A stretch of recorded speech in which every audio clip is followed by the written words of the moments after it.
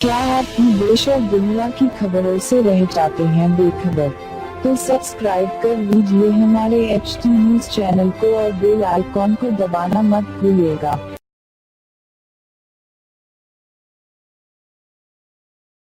जरा सोचिए, हर तरफ पानी ही पानी हो, घर ऐसा लग रहा हो कि जैसे पानी में तैरती कागज की नाव हो, जीवन खतरे में हो और हम ईश्वर से प्रार्थना कर रहे हो, और तभी देवदूत बनकर पहुंचते हैं सेना के बहादुर जवान।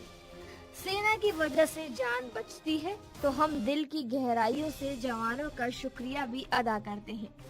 केरल में आई भीषण बाढ़ के दौरान सेना के जवानों ने हजारों लोगों को नई जिंदगी दी है। अब लोग अपने अपने तरीके से उनका शुक्रिया भी अदा कर रहे हैं। ऐसे में एक तस्वीर सोशल मीडिया पर खूब शेयर की जा रही है।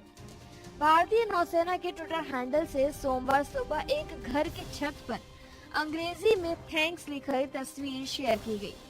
दरअसल 17 अगस्त को इसी घर से भारतीय सेना के कमांडर विजय शर्मा ने बड़ी बहादुरी से 2 महिलाओं को बचाया था।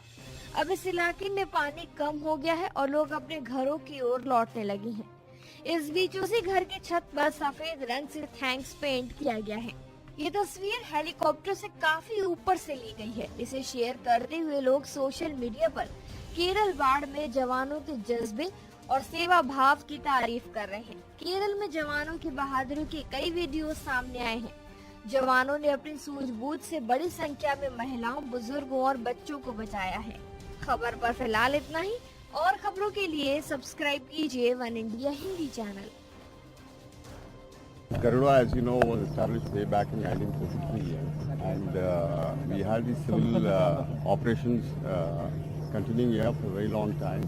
It was only in 99-2000 that the operation shifted to CIL, and today it is in fact a very historic day, and the airport is now again back into civil operations.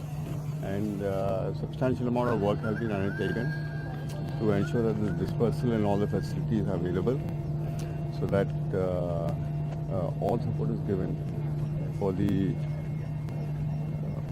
aircraft to operate.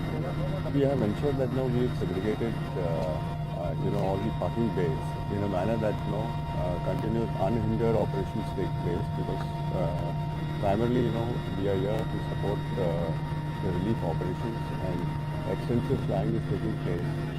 The helicopters have already gone airborne this morning in the rescue operations, and therefore there is additional civil traffic that is also going to be that is being catered for. As you know that to make a facility of to make it available, definitely what we've done is we have stopped training over here. Otherwise, we used to carry out the naval aircrew training, airman training over here at this facility, and therefore that has been temporarily stopped, so that this entire facility can be made available to act as a civil terminal to support the operation.